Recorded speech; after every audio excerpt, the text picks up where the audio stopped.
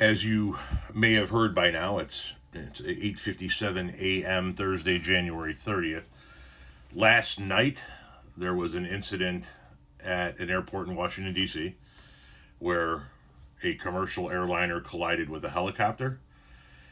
As of a few minutes ago, when I checked, over 20 bodies have been recovered, and they say they expect no survivors.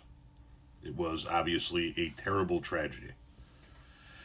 And the President of the United States responded as follows. The airplane was on a perfect and routine line of approach to the airport. The helicopter was going straight at the airplane for an extended period of time. It is a clear night. The lights on the plane were blazing. Why didn't the helicopter go up or down or turn? Why didn't the control tower tell the helicopter what to do instead of asking if they saw the plane? This is a bad situation that looks like it should have been prevented. Not good, in all caps, 3 exclamation points.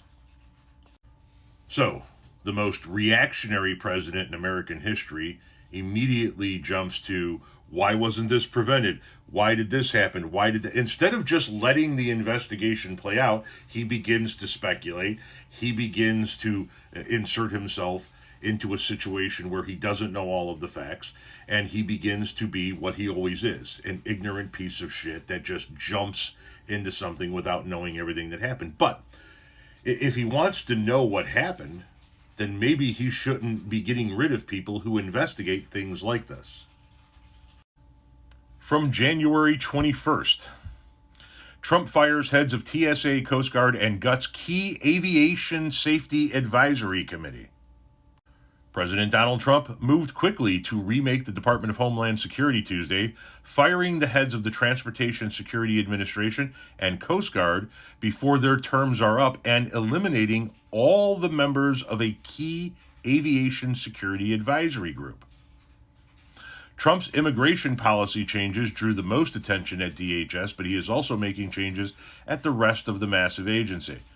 Members of the Aviation Security Advisory Committee received a memo Tuesday saying that the department is eliminating the membership of all advisory committee as part of a commitment to eliminate the misuse of resources and ensuring that DHS activities prioritize our national security. The Aviation Security Committee, which was mandated by Congress after the 1988 Pan Am 103 bombing over Lockerbie, Scotland, will technically continue to exist, but it won't have any members to carry out the work of examining safety issues at airlines and airports. Before Tuesday, the group included representatives of all the key groups of industry, including the airlines and major unions, as well as members of a group associated with the victims of the Pan Am 103 bombing. The vast majority of the group's recommendations were adopted over the years. You want to know what happened in Washington, D.C.? Then let the people who investigate this kind of shit stay in their roles and investigate it. But no, that's not what you did. You got rid of all of them.